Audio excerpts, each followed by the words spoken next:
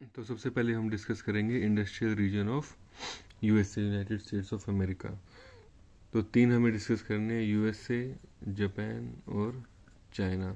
सबसे पहले यूएसए को डिस्कस करते हैं। तो यूएसए में इंडस्ट्रियल रीजन का डेवलपमेंट कहाँ से शुरू हुआ? 1850 के बाद। उससे पहले आप देखेंगे तो वहाँ पे इंडस्ट्री ज़्यादा डेवलप नहीं थी। 1850s के बाद ये जो है वहाँ पे वो बड़ा एक इंडस्ट्रियल कंट्री बना, बड़ा मैन्युफैक्चरिंग हब बना दुनिया में। तो उसके लिए कुछ फैक्टर्स हैं जिनकी वजह से वहाँ पे ऐसी डेवलपमेंट हुई है। तो कुछ तो नेचुरल हैं, ठीक है, फैक्टर्स प्राकृतिक, और कुछ ह्यूमन और कल्चरल हैं, ठीक है। तो कुछ तो नेचुरल हैं और कुछ ह्यूमन एंड कल्चरल हैं। तो पहले डिस्कस करते हैं नेचुरल फैक्टर्स को, और फिर डिस्कस करेंगे ह्यूमन एंड कल्चरल फैक्टर्स को, और फिर उसके बाद डिस्कस करेंगे जो तीन इंडस्ट्रियल रीजन उसके अंदर हैं, इनको हम डिस्कस करेंगे एक एक करके। तो नेचुरल फैक्टर्स क्या हैं कि यूएसए में क्या है, क्लाइमेट जो है वो मॉडरेट है, ज़्यादा हार्श क्लाइमेट नहीं है कुछ एरियाज़ को छोड़ करके। तो ज़्यादातर जगह क्या है, मॉडरेट टाइप का क्लाइमेट है। दूसरी बात क्या है, कोस्टलाइन बहुत लंबी है। तो अगर कोस्टलाइन लंबी होगी तो ऐसे में क्या होगा, आपके पास बहुत सारे पोर्ट्स होंगे, पोर्ट्स ज़्यादा होंगे तो क्या होगा, आपके पास फैसिलिटीज़ होंगी इम्पोर्ट और एक्सपोर्ट की। तो ये एक फैक्टर है। तीसरा क्या है, नेचुरल वाटरवेज। तो ये जो एरिया है बेसिकली, ये यहाँ पे क्या है, बड़े बड़े लेक्स हैं, ग्रेट लेक्स जिनको बोलते हैं। वहाँ पे जहाँ पे नहीं है वहाँ पे यहाँ से कैनाल बना दिया तो वहाँ तक भी पानी पहुँचा दिया गया है। तो यहाँ पे क्या है, नेचुरल वाटरवेज बहुत अच्छे हैं। इसके अलावा क्या है, अच्छा ये जो लेक्स हैं इसमें आप शिप चलती हैं, बोट चलती हैं, और यहाँ पे इजीली इसको जो है शिपिंग की जा सकती है, प्रोडक्ट को इधर से एक जगह से दूसरी जगह पर भेजा जा सकता है। इसके अलावा क्या है, सॉइल्स बहुत अच्छी हैं। तो अगर कोई इंडस्ट्रियल एरिया भी है तो उसके आसपास अगर सॉइल अच्छी है तो ये पूरा एरिया अच्छे से एग्रीकल्चर करके इस एरिया को एग्रीकल्चर प्रोडक्ट्स और ट्रक फार्मिंग और डेयरिंग ये सब पहुँचा सकता है, ताकि ये एरिया जहाँ इंडस्ट्रियल एरिया हैं बड़े बड़े, इनको सस्टेन किया जा सके, उनको चलाया जा सके। अगर यहाँ पे एग्रीकल्चर अच्छी ना हो तो ज़्यादा पॉपुलेशन रह ही नहीं पाएगी एक साथ इकट्ठी अर्बन एरियाज में, बड़े अर्बन एरियाज डेवलप ही नहीं हो पाएंगे। तो सोइल का अच्छा होना ज़रूरी है। सोइल अच्छी होगी तभी वहाँ पे एग्रीकल्चर अच्छी होगी, और एग्रीकल्चर अच्छी होगी तो तभी वो बड़े बड़े अर्बन एरियाज़ को सपोर्ट कर पाएगा। इसके अलावा क्या है, प्लेन एरियाज़ बहुत ज़्यादा हैं, बहुत बड़ा एरिया है जो प्लेन एरिया है। तो प्लेन एरिया क्या करता है, इंडस्ट्रियल रीजन को डेवलप होने में सहायक की तरह होता है। फिर क्या है, फॉरेस्ट, फॉरेस्ट भी बहुत बड़े बड़े एरिया में फॉरेस्ट है, तो फॉरेस्ट बेस्ड इंडस्ट्री जो है वो भी डेवलप हो सकती हैं। फिशिंग ग्राउंड बहुत बड़े बड़े हैं तो फिशिंग इंडस्ट्री भी डेवलप हो सकती है।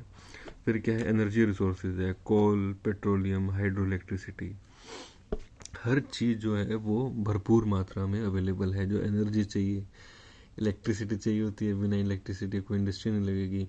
तो कोल से इलेक्ट्रिसिटी प्रोड्यूस कर सकते हो, ऑयल से कर सकते हो, और नदी से, हाइड्रो से कर सकते हो। तो तीनों ही चीज़ें भरपूर मात्रा में अवेलेबल हैं। इसके अलावा क्या है, जो मिनरल चाहिए होते हैं, जो रॉ मटेरियल चाहिए होता है, तो आयरन, कॉपर, बॉक्साइट, ठीक है, एल्यूमिनियम, मैग्नीशियम, जितने भी रॉ मटेरियल चाहिए सबके सब वहाँ पे अवेलेबल है सफिशिएंट क्वांटिटी में, भरपूर मात्रा में। इसके अलावा क्या है, ह्यूमन और कल्चरल फैक्टर्स की बात करते हैं। तो पीपल, सबसे पहले क्या हुआ कि ह्यूमन फैक्टर्स क्या है कि ये जो एरिया है बेसिकली यूएस का, ये किन लोगों ने बसाया था? उन वो लोग जो सबसे पहले वेस्टर्न यूरोप से आके यहाँ बसे थे। वेस्टर्न यूरोप से कौन लोग आए थे? ठीक है, वो लोग जो पहले ही एडवांस, उनके पास कल्चर और सबसे पहले उनके पास टेक्नोलॉजी थी, और कल्चर जो था बहुत एडवांस कल्चर था। तो वो लोग आकर के यूरोप में बसे थे, इधर अमेरिका में बसे थे। कोलंबस क्या था, स्पेनिश था। तो स्पेनिश क्या था, उस टाइम बहुत बड़ा इंडस्ट्रियल कंट्री था, इम्पीरियल कंट्री था, डेवलप्ड कंट्री था। ऐसे ही इंग्लैंड से बहुत सारे लोग आए थे। तो ये लोग मिलकर क्या है, क्या लेके आए थे अपने साथ, टेक्नोलॉजी लेके आए थे और एडवांस कल्चर लेके आए थे। इन लोगों ने क्या किया, मिलकर के एक नेशन का, एक देश का निर्माण किया। उस देश के क्या हुआ, माइटी नेशन, बहुत ही मजबूत और बड़ा नेशन था। ऐसे में क्या हुआ, जब नेशन बहुत मजबूत होगा, जब देश बहुत मजबूत होगा, तो स्ट्रॉन्ग और स्टेबल गवर्नमेंट आ गई, बहुत ही मजबूत सरकारें वहाँ पे आई। उन सरकारों ने क्या किया, उन सरकारों ने काम किया एजुकेशन देने का, साइंटिफिक रिसर्च पे ध्यान दिया, और इकोनॉमिक ग्रोथ पे, ठीक है। इन तीन चीज़ों पे उन लोग सरकारों ने बहुत काम किया, एजुकेशन, साइंटिफिक रिसर्च और इकोनॉमिक ग्रोथ पे। इसके अलावा क्या था, एक इम्पोर्टेंट फैक्टर था अमेरिकन कैपिटलिज्म, अमेरिकी पूंजीवाद, ठीक है।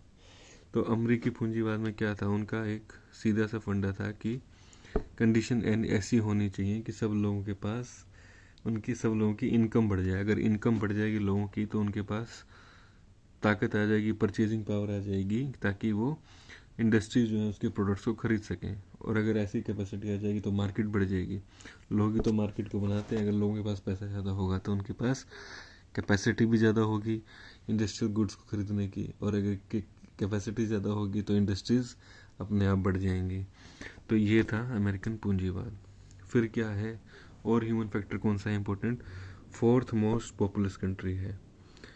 ठीक है, तो क्या है, जनसंख्या के हिसाब से देखोगे तो चौथी सबसे बड़ी जनसंख्या यूनाइटेड स्टेट्स में है। और कैसी जनसंख्या है, स्किल्ड। तो दुनिया के सबसे स्किल्ड लोग जो हैं वो कहाँ हैं, यूनाइटेड स्टेट्स में है।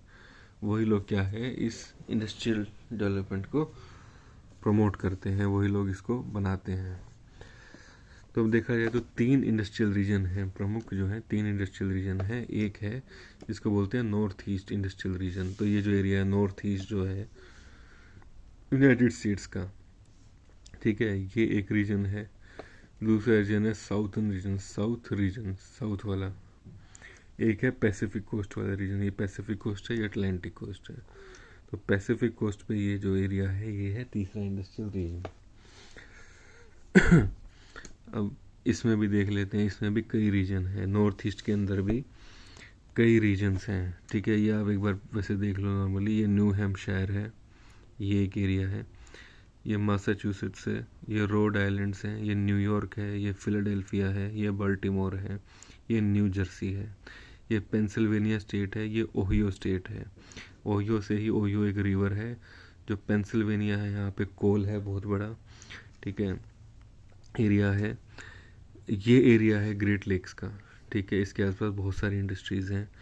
एक एरिया है ये वाला, क्लीवलैंड, पिट्सबर्ग और व्हीलिंग, तीनों मिलके एक अलग इंडस्ट्रियल एरिया है। क्लीवलैंड, पिट्सबर्ग और व्हीलिंग ये एरिया है वो। एक एरिया ये वाला है न्यूयॉर्क, फिलाडेल्फिया, बाल्टीमोर वाला। एक एरिया है न्यू हैम्पशायर, पेंसिल्वेनिया और मैसाचुसेट्स वाला। एक एरिया है शिकागो वाला। ठीक है, ये वाला जो एरिया है। तो अगर हम देखें, और ये बीच में है एपेलिचियन माउंटेन जो कोयले के लिए फेमस है। दुनिया का बहुत बढ़िया कोयला यहाँ पे, हाई ग्रेड, जिसकी वैल्यू बहुत ज़्यादा होती है, वो कोयला यहाँ पे मिलता है। तो सबसे पहले, और यहाँ पे इस एरिया में सुपर लेक्स में यहाँ पे आयरन है, यहाँ पे कोयला है। तो कोयला भी हो गया, आयरन भी हो गया। तो सबसे बड़ी इंडस्ट्रीज जो थी, हैवी इंडस्ट्रीज जो थी, वो इस एरिया में डेवलप होनी थी। यहाँ पे पोर्ट्स हैं, यहाँ पे आयरन है, यहाँ पे कोयला है, ये पूरी फ्लैट लैंड है। सबसे पहले लोग इंग्लैंड से, यूरोप से आकर के यहाँ बसे हैं। तो यहाँ पे क्या है, टेक्नोलॉजी भी है और लोग भी बसे हुए हैं। तो समझ रहे हो, अगर आप लिंक अप करोगे तो कैसे करोगे, आयरन और है, कोयला है, बड़े पोर्ट्स हैं, लोग आकर के यहाँ बसे हैं। ठीक है, उनके पास टेक्नोलॉजी है, उनके पास पैसा है, उनके पास एजुकेशन है। ये पूरा एरिया क्या है, प्लेन एरिया है। यहाँ पे प्लेन एरिया होने वजह से कनेक्टिविटी बहुत अच्छी है। इस पूरे एरिया में यहाँ पे सोयल कंडीशंस बहुत अच्छी हैं। तो डेयरी इंडस्ट्री बहुत बड़ी है यहाँ पे, और एग्रीकल्चर प्रोडक्ट्स भी बहुत ज़्यादा मिलते हैं। ठीक है, ऐसे ही दूसरा एरिया है, ये वाला पिडमोंट एरिया बोलते हैं, इस एरिया को बोलते हैं पिडमोंट एरिया। यहाँ पे टेनेसी रिवर है। ठीक है, तो टेनेसी क्या है, ये जो रिवर है साउथ में, इस पे आप हाइड्रो इलेक्ट्रिसिटी, जो पूरा ये एरिया है ना ये वाला, ये टेनेसी रिवर की हाइड्रो इलेक्ट्रिसिटी पे बेस्ड है। यहाँ पे टेनेसी रिवर है, ये पिडमोंट एरिया है जहाँ से बहुत सारी नदियाँ बहती हैं, जहाँ से कि आपका वो हाइड्रो इलेक्ट्रिसिटी डेवलप होती है। ये जो तीसरा एरिया है बेसिकली पैसिफिक कोस्ट वाला, ये सबसे रिसेंट है, अभी सबसे नया डेवलप हुआ है पिछले 30-40 साल में। ठीक है, तो इसको भी हम डिस्कस करेंगे कि यहाँ की क्या कैरेक्टरिस्टिक है।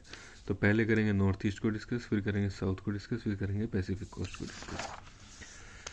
तो नॉर्थ ईस्टर्न रीजन कैसा है, अगर हम एक इमेजिनरी लाइन ड्रॉ करेंगे, ठीक है, लेक सुपीरियर से सेंट लुइस तक और फिर बाल्टीमोर तक। ठीक है, तो यूएस का 10% एरिया है बेसिकली है। तो लेक सुपीरियर, ये लेक सुपीरियर है, यहाँ से अगर हम एक सीधी लाइन बनाएं सेंट लुइस तक, ये सेंट लुइस है, लेक सुपीरियर से ये लाइन ड्रॉ करें और यहाँ से बाल्टीमोर तक, तो ये एरिया के अंदर अंदर जो एरिया है ये है नॉर्थ ईस्ट वाला इंडस्ट्रियल एरिया। ठीक है, इसमें कुछ फैक्टर्स हैं जिनकी वजह से ये एरिया डेवलप हुआ है। हिस्टोरिकल फैक्टर हैं, जोग्राफिकल फैक्टर हैं और इकोनॉमिक फैक्टर हैं। हिस्टोरिकल क्या है कि यूरोप फेसिंग था, ये वाला पार्ट क्या था, यूरोप फेसिंग था, यहाँ पे यूरोप है, ये यूएसए, यहाँ पे यूरोप है, तो यहाँ से लोग सबसे पहले आकर के यहाँ बसे, ठीक है। तो यूरोप फेसिंग था, तो रैपिड ग्रोथ ऑफ पॉपुलेशन, तो पॉपुलेशन एकदम से बढ़ गई यहाँ पे। और कौन सी पॉपुलेशन थी, जिसके पास स्किल्स था, जिसके पास पैसा था, फाइनेंस भी था और स्किल्स भी थे। जोग्राफिक फैक्टर क्या थे, एपेलिचन माउंटेन थी जहाँ पे कोयला मिलता था, ऑयल पेट्रोल भी मिलता था, ठीक है। इसी में एक पॉइंट आप जोड़ सकते हो कि ग्रेट लेक्स वाला एरिया है जहाँ पर आप आयरन और मिलता था। न्यू इंग्लैंड वाला एरिया जहाँ से पानी मिलता है, ये वाला है न्यू इंग्लैंड वाला एरिया। ये जो ऊपर वाले स्टेट है ना, न्यूयॉर्क के ऊपर वाला जो एरिया है, ये न्यूयॉर्क है, इसके ऊपर वाला जो एरिया है इसको बोलते हैं न्यू इंग्लैंड। तो सबसे पहले आकर के यही बसे थे, ये वाला एरिया सबसे पहले आके बसा था। न्यू इंग्लैंड एरिया में क्या है, आपके बड़े बड़े फॉल्स हैं, नाइग्रा फॉल्स दुनिया का सबसे बड़ा फॉल जो है वाटरफॉल, वो भी वहीं है। तो वो क्या करता है, वो आपको हाइड्रो इलेक्ट्रिसिटी डेवलप करने में मदद करता है। उसके बाद क्या है, ट्रांसपोर्ट्स, तो लेक्स हैं, आपको बताया कि यहाँ पे लेक्स हैं और रिवर्स हैं।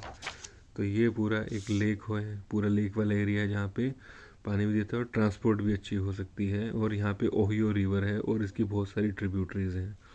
तो कोयला को, जो यहाँ से कोयला बन रहा है, इसको पहुँचाया जा सकता है इस एरिया तक। ये रिवर यहाँ से बह रही होती है पूरे यहाँ से ओहियो, इसकी ट्रिब्यूटरीज ऐसे फैली हुई हैं, तो ये अच्छे से यहाँ पे कोयला को भी सप्लाई किया सकता है। तो आयरन और लेक्स के थ्रू हो गया और कोयला पानी के थ्रू हो गया। तो पोर्ट्स, तो बेसिकली क्या है, इंडस्ट्रीज कहीं भी ले सकती हैं, कोयला और आयरन आसानी से कहीं भी पहुंचाया जा सकता है। रोड और रेलवे यहाँ पे कनेक्टिविटी अच्छे से करती। इकोनॉमिक फैक्टर क्या है कि वास्ट एग्रीकल्चर हिंटरलैंड है, जो इंडस्ट्रियल रीजन है उसके आसपास का जो एरिया है वो एग्रीकल्चरली बहुत डेवलप है, तो बड़े बड़े अर्बन एरियाज़ को, इंडस्ट्रियल एरियाज़ को वो सपोर्ट कर सकता है। फिर डेंस पॉपुलेशन है, यहाँ पे पूरा एरिया कैसे है, डेंसली पॉपुलेटेड है। तो यूएसए की सबसे ज़्यादा पॉपुलेशन अगर किसी एरिया में बसी हुई है तो वो इसी एरिया में बसी हुई है, इस एरिया में। और यहाँ क्या होगा, अगर पॉपुलेशन ज़्यादा होगी तो वो लेबर भी देगी, स्किल लेबर भी, और मार्केट भी देगी। जो चीज़ें इंडस्ट्रीज डेवलप कर रही हैं, प्रोड्यूस कर रही हैं, उसको खरीदने वाले भी उनको मिल जाएंगे। तो इस नॉर्थ ईस्टर्न रीजन के अंदर 5 इंडस्ट्रियल रीजन हैं, पिट्सबर्ग, व्हीलिंग, क्लीवलैंड, ये वाला एरिया, पिट्सबर्ग, व्हीलिंग और क्लीवलैंड, पिट्सबर्ग, व्हीलिंग और क्लीवलैंड, ये वाला एरिया जो है बेसिकली ये वो एरिया है। दूसरा एरिया है New York, Philadelphia, Baltimore, New York, Philadelphia, Baltimore, ये वाला जो एरिया है बेसिकली ये दूसरा एरिया है। तीसरा एरिया है न्यू इंग्लैंड स्टेट्स, तो ये वाला जो एरिया है इसके ऊपर, न्यूयॉर्क के ऊपर वाला, ये है न्यू इंग्लैंड स्टेट्स। इसके अलावा जो चौथा एरिया है डी है, वो है डेट्रॉयट वाला एरिया, ये जो एरिया है ये डेट्रॉयट वाला एरिया है। और पांचवा जो एरिया है वो बेसिकली है southern lake Michigan district, Chicago. तो ये जो एरिया है सदर्न लेक मिचिगन डिस्ट्रिक्ट, ये मिचिगन लेक है, इसके नीचे ही जो एरिया है ये सदर्न डिस्ट्रिक्ट है, इसको बोलते। और इसका सबसे बड़ा शहर कौन सा है, शिकागो और सेंट लुइस। तो ये वाला जो एरिया है पांचवा इंडस्ट्रियल एरिया है। तो इसके अंदर 5 डिस्ट्रिक्ट हैं। ये जो नॉर्थ ईस्ट इंडस्ट्रियल रीजन है इसके अंदर 5 डिस्ट्रिक्ट्स हैं। अब इसको एक एक करके डिस्कस कर लेते हैं। तो पिट्सबर्ग, व्हीलिंग और क्लीवलैंड वाला एरिया जो है क्या है, डालोडोन, नॉर्थ एपेलिचन कोल, पेंसिल्वेनिया और ओहियो। तो ये जो मैंने आपको बताया था कि ये जो एक एपेलिचन माउंटेन्स हैं जहाँ पे कोयले के लिए फेमस हैं, कोयला ये लोग यहाँ से लेते हैं, इस एरिया में यहाँ से इनको कोयला मिल जाता है, ठीक है। फिर क्या है, रिवर ओहियो है जो इसको सप्लाई करती है। तो जो ओहियो रिवर है बेसिकली ये यहाँ तक इसको सप्लाई कर देती है, इसकी ट्रिब्यूटरी जो है इसको कोयले तक, इस रीजन तक पहुँचा देती हैं। आयरन और मैंने बताया लेक से आ जाता है, lake superior district, lake superior से आता है, ट्रांसपोर्ट हो जाता है इजीली। तो इसमें जो 2 एरिया हैं, तो पिट्सबर्ग और व्हीलिंग, तो नीचे वाले जो 2 हैं पिट्सबर्ग और व्हीलिंग, ये 2 फेमस है। उसमें कौन सी इंडस्ट्रीज हैं, आयरन एंड स्टील इंडस्ट्री है, ग्लास इंडस्ट्री है, टेक्सटाइल इंडस्ट्री है।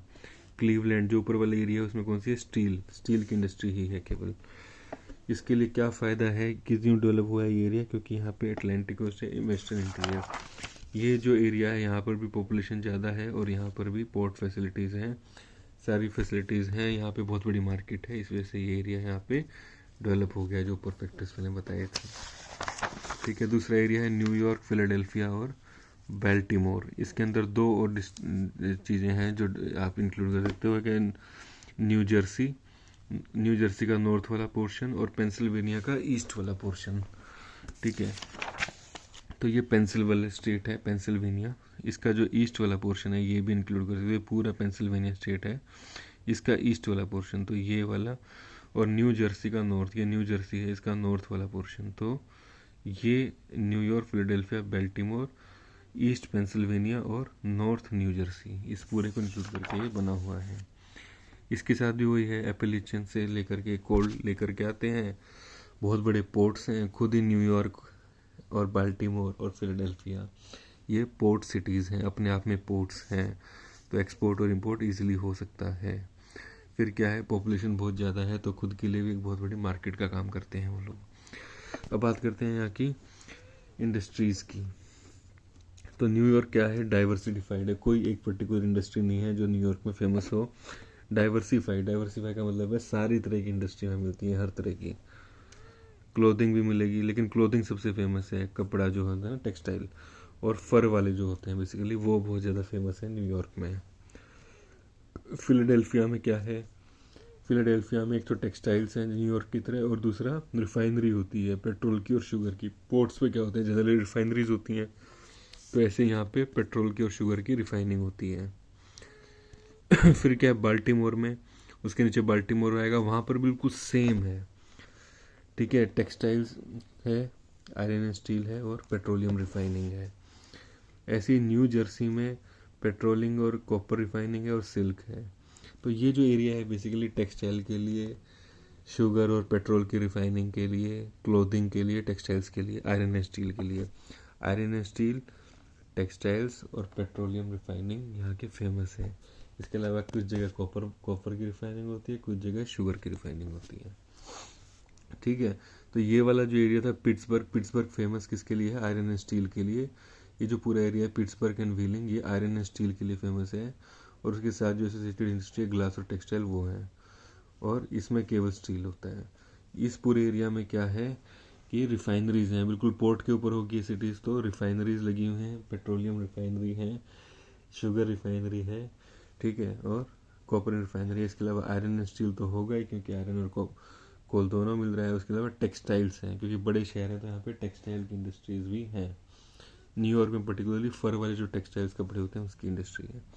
फिर आ गया न्यू इंग्लैंड स्टेट्स, जो ये वाला एरिया है न्यूयॉर्क के ऊपर वाला एरिया, जहाँ पे न्यू हैम्पशायर, मैसाचुसेट्स और रोड आइलैंड है। तो ये क्या हुआ कि बेसिकली सबसे इंपॉर्टेंट पॉइंट है कि अर्ली सेटलमेंट, सबसे पहले अगर कोई जगह बसी थी यूनाइटेड स्टेट्स में, यूरोपियंस द्वारा बसाई गई थी, तो ये वाला एरिया था। तो सबसे पहले लोग आके बस गए यहाँ पे, तो सबसे ज़्यादा पॉपुलेशन भी है, मतलब काफ़ी हद तक पॉपुलेशन है। और इस एरिया में एक दिक्कत है कि कोल्ड डेफिशिएंट है, तो जो एपेलिचन माउंटेन है वो यहाँ तक आके रह जाती हैं। ठीक है, इस एरिया को भी इसने कोल दे दिया, इस वाले एरिया को जो अपना ये क्लीवलैंड, पिट्सबर्ग और व्हीलिंग था, और इस एरिया को भी दे दिया फिलाडेल्फिया, बाल्टीमोर, न्यूयॉर्क को। ये एरिया पे कोल नहीं पहुंच पाता, लेकिन यहाँ पे एक फ़ायदा है, यहाँ पे नाइग्रा फॉल्स हैं, नाइग्रा रिवर पे नाइग्रा फॉल्स हैं, दुनिया के सबसे बड़े वाटरफॉल। उसकी वजह से बहुत सारी इलेक्ट्रिसिटी, हाइड्रो इलेक्ट्रिसिटी जनरेट होती है, जो पावर सप्लाई करती है यहाँ के इंडस्ट्रियल डिस्ट्रिक्ट को। तो नाइग्रा फॉल्स हैं जो हाइड्रो इलेक्ट्रिसिटी देते हैं। हुआ क्या था, ये एरिया पहले कॉटन सेंटर था, पूरे देश से, यूएसए से यहाँ पे कॉटन आती थी और वो एक्सपोर्ट की जाती थी दूसरे देशों में। लेकिन फिर क्या हुआ, जैसे जैसे ये टेक्नोलॉजी आई इन लोगों के पास और इलेक्ट्रिसिटी आ गई, पहले यहाँ इलेक्ट्रिसिटी नहीं होती थी, तो ये लोग क्या करते थे, बेसिकली कोयला मंगाते थे और शिप कर देते थे, दूसरी कंट्री में एक्सपोर्ट करते थे। जब इलेक्ट्रिसिटी आ गई तो कॉटन को सिर्फ एक्सपोर्ट नहीं करते थे, यहाँ टेक्सटाइल इंडस्ट्री आ गई, देखा ना चेंज, कॉटन सेंटर चेंज हो गए हाइड्रो इलेक्ट्रिसिटी आने के बाद टेक्सटाइल इंडस्ट्री में। तो मैसाचुसेट्स और रोड आइलैंड दो टेक्सटाइल इंडस्ट्री के सेंटर्स बन गए, मैसाचुसेट्स और रोड आइलैंड दोनों टेक्सटाइल सेंटर्स बन गए दुनिया के। लेकिन फिर क्या हुआ, थोड़े टाइम के बाद ये जो साउथ वाला एरिया था ना, ये पहले इंडस्ट्रियल था नहीं, ये यहाँ पे केवल एग्रीकल्चर होती थी, कॉटन का प्रोडक्शन होता था। लेकिन जैसे यहाँ पे इंडस्ट्रीज गई हैं तो इन वाले एरियाज़ को चैलेंज कर दिया उन्होंने। तो जो यहाँ पे कॉटन टेक्सटाइल्स या जो भी टेक्सटाइल्स बनने लगी थी, कॉटन यहाँ से जाती थी यहाँ पे, और यहाँ से वो एक्सपोर्ट हो जाती थी। अब क्या हुआ कि ये पूरा का पूरा जब सेंटर कॉटन यहीं पे, यहाँ पे टेक्सटाइल इंडस्ट्री आ गई, तो यहाँ पे ज़रूरत ही नहीं पड़ी यहाँ पे कॉटन भेजने की, तो इनको कंपटीशन फील होने लगा इस एरिया से। तो धीरे धीरे जो कॉटन टेक्सटाइल्स थी या दूसरी टेक्सटाइल्स थी वो छटने लगे। अब यहाँ पे इतना बड़ा एरिया नहीं बच गया टेक्सटाइल्स वाला। और यहाँ इन्होंने क्या किया है, बेसिकली टेक्सटाइल्स तो यहाँ पे चलेगी कॉटन टेक्सटाइल, तो ये इन्होंने अपना शिफ्ट कर दिया कि जो टेक्सटाइल के लिए मशीनरी चाहिए, जो मशीन चाहिए टेक्सटाइल में, वो ये बनाने लग गए हैं। तो पहले सिर्फ कॉटन भेजा करते, फिर कॉटन की इंडस्ट्री लगाई। जब इंडस्ट्री भी यहाँ से भाग गई तो फिर यहाँ पे इन लोगों ने टेक्सटाइल मशीनरी की इंडस्ट्री डेवलप कर ली अपनी। ठीक है, तो कॉटन सेंटर थे, फिर टेक्सटाइल इंडस्ट्री आई, फिर साउथ से कंपटीशन आया, फिर डाइवर्सिफिकेशन हो गया। ठीक है, अब यहाँ पे कौन सी इंडस्ट्री हैं, ये पूरा जो है ऊपर, इसके ऊपर जो पूरा एरिया है जंगल वाला एरिया है। यहाँ पे पॉपुलेशन डेंसिटी ज़्यादा नहीं है, जंगल बहुत ज़्यादा है। तो जंगल है तो क्या होगा, पेड़ ज़्यादा होंगे, तो paper and pulp industry, coniferous forest of north, तो यहाँ से पेपर एंड पल्प मिल जाता है इनको। बूट और शू, ठीक है, जूते और ये चप्पल वगैरह की फैक्ट्री है। लाइट इंजीनियरिंग, तो थोड़ी बहुत लाइट इंजीनियरिंग गुड्स भी यहाँ बनते हैं। इसके बाद है डिट्रॉइट वाला एरिया, ठीक है, जो आपके ग्रेट लेक्स हैं बिल्कुल उसके साथ में डिट्रॉइट वाला रीजन है। पहले यहाँ पे पूरा जंगल होता था, तो यहाँ पे क्या करते थे, तो गाड़ियाँ बनती थी, उसमें लकड़ी ज़्यादा यूज़ होती थी पहले ज़माने में, तो ये पूरी लकड़ी बनाए थे, गाड़ियाँ बनाया करते थे लकड़ी वाली। फिर क्या हुआ, कोयला पेलिचियन से आयरन एंड स्टील मिल गया और इनको ये बड़े बड़े शहर मिल गए। तो इसमें क्या है, अब नए ऑटोमोबाइल सेंटर, तो पहले लकड़ी की गाड़ियाँ बनाते थे, अब आयरन स्टील वाली गाड़ियाँ जो अपने यहाँ यूज़ होती हैं। बेसिकली वो इस देश का, यूनाइटेड स्टेट्स का सबसे बड़ा अगर ऑटोमोबाइल सेंटर है जहाँ पे गाड़ियाँ बनती हैं तो वो डिट्रॉइट है। डिट्रॉइट सबसे बड़ा सेंटर है ऑटोमोबाइल सेंटर यूनाइटेड स्टेट्स का। तो जितनी जितनी बड़ी आपने कंपनियां सुनी होंगी ना, फोर्ड की, जनरल मोटर्स की, टोयोटा, ये सारी की सारी बड़ी कंपनीज यहीं से शुरू हुई हैं, डिट्रॉइट से। अब बात करते हैं southern lake Michigan district, Chicago. तो जो ये वाला एरिया है बेसिकली शिकागो और सेंट लुइस, ये वाला है एरिया, ये मिचिगन लेक के जस्ट नीचे वाला है। आयरन और मिल गया इनको लेक से, कोल मिल गया वहीं एपलेचियन से, मार्केट से ही, क्योंकि दोनों तरफ पॉपुलेशन बहुत बड़ी है और ट्रांसपोर्ट कनेक्टिविटी इस एरिया की बहुत अच्छी है। ये एरिया बेसिकली जाना जाता है आयरन एंड स्टील इंडस्ट्री, जो हैवी इंडस्ट्री है ना आयरन एंड स्टील की, उस एरिया के लिए जाना जाता है। तो आयरन यहाँ से पूरा का पूरा मिल जाता है इनको, यहाँ तक आयरन पहुँच गया, यहाँ से इन लोगों ने कोयला ले लिया और यहाँ पे बड़ी बड़ी आयरन की इंडस्ट्री लग गई। तो आयरन एंड स्टील का प्रोडक्शन हो गया। उसके अलावा रेलवे के इंजन, रेलवे की बोगियाँ, ठीक है, और दूसरी जो industry iron based machinery, iron की बड़ी बड़ी मशीनरी, इंजन्स, व्हीकल्स, ये सारी इंडस्ट्रीज यहाँ पे होती हैं। और यहाँ पे मीट पैकिंग, मीट को पैक करके बाहर एक्सपोर्ट करना, ये वाली इंडस्ट्री भी बहुत बड़ी है। तो ये हो गया आपका नॉर्थ ईस्टर्न वाला रीजन। ये 100% पेपर में आएगा, ये जो इंडस्ट्रियल रीजन ऑफ यूएसए है ये पेपर में पूछा जाएगा। अब बात करते हैं सदर्न इंडस्ट्रियल रीजन की। तो ये वाला जो एरिया है बेसिकली इसकी बात हम करेंगे। तो ये एरिया कब हुआ है, सबसे पहले तो ये एरिया डेवलप हो गया था नॉर्थ ईस्ट वाला। तो सरकार को लगा कि भाई इस पूरा का पूरा इंडस्ट्रियल डेवलपमेंट तो एक ही एरिया में हो गया, बाकी एरिया डेवलप ही नहीं हो रहे हैं। तो उन्होंने बहुत सारे इंसेंटिव देने शुरू किए कि यहाँ पर भी साउथ में भी इंडस्ट्री है। पहले ये पूरा एग्रीकल्चर एरिया था और अंडर डेवलप्ड एरिया था, ये डेवलप्ड था, ये अंडर डेवलप्ड एरिया था, ठीक है।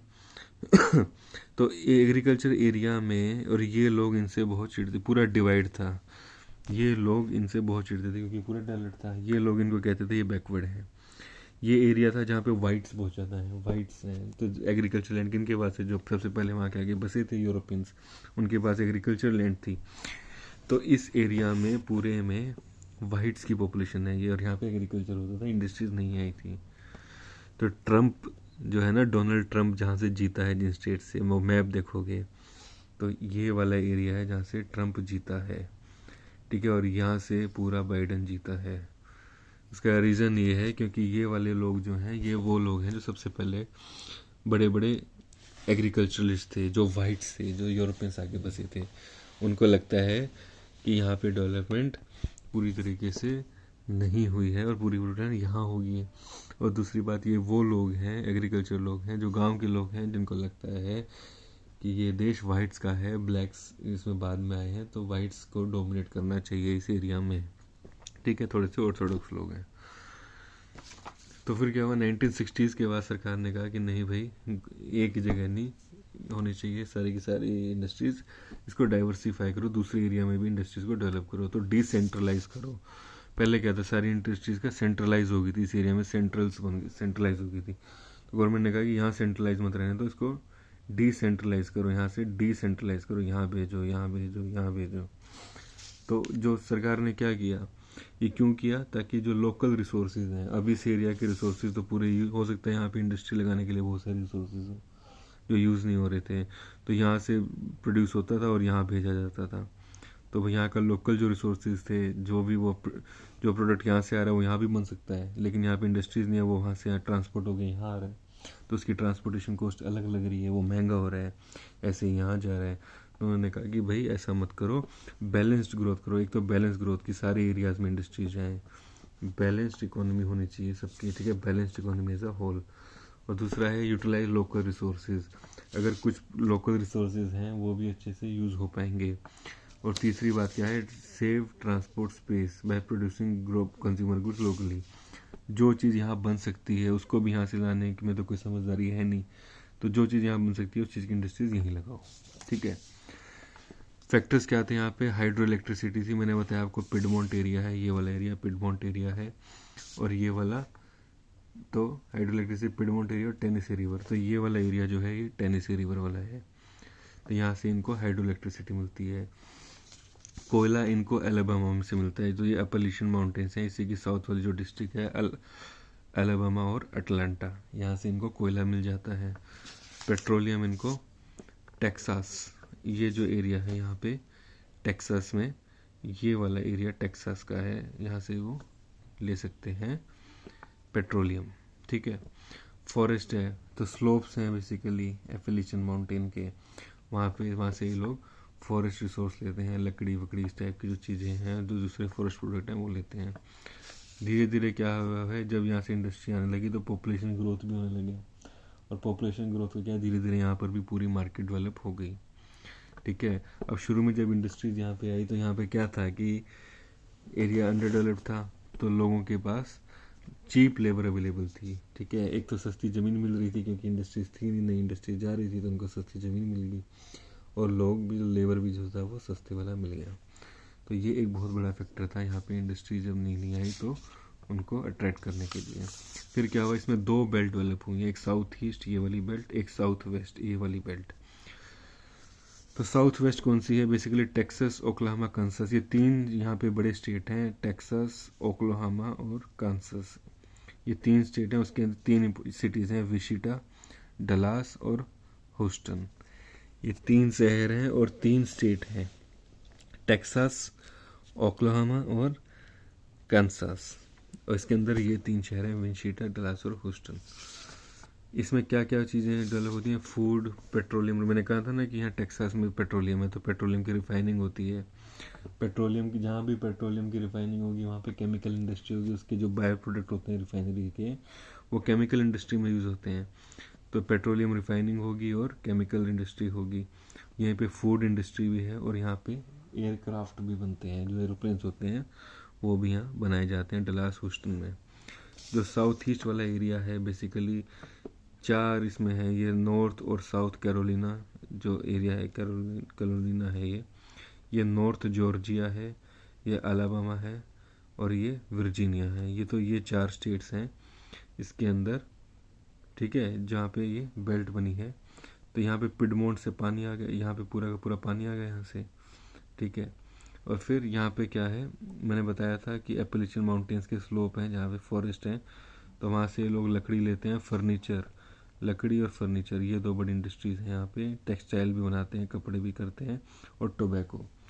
तो एपलिचियन माउंटेन यहाँ पे जाके रहते हैं, उनके स्लोप्स पे वो लोग जो फॉरेस्ट हैं उसको यूज़ करते हैं, लंबरिंग, लकड़ी लेके जाते हैं, उसका फर्नीचर बनाते हैं, टेक्सटाइल इंडस्ट्री और टोबैको इंडस्ट्री है, ठीक है। तो इस एरिया में पेट्रोल है तो पेट्रोल की रिफाइनिंग होगी, और उससे जो बायो प्रोडक्ट मिले उससे आपका केमिकल इंडस्ट्री आ गई, ठीक है, फूड इंडस्ट्री आ गई और एयरक्राफ्ट, और यहाँ पे क्योंकि एपेलिचियन के स्लोप्स हैं तो यहाँ से ये लोग फॉरेस्ट हैं, फॉरेस्ट को काट के लकड़ी लेते हैं, लकड़ी से ये लोग फर्नीचर बनाते हैं, इसके अलावा टेक्सटाइल बनाते हैं और टोबैको।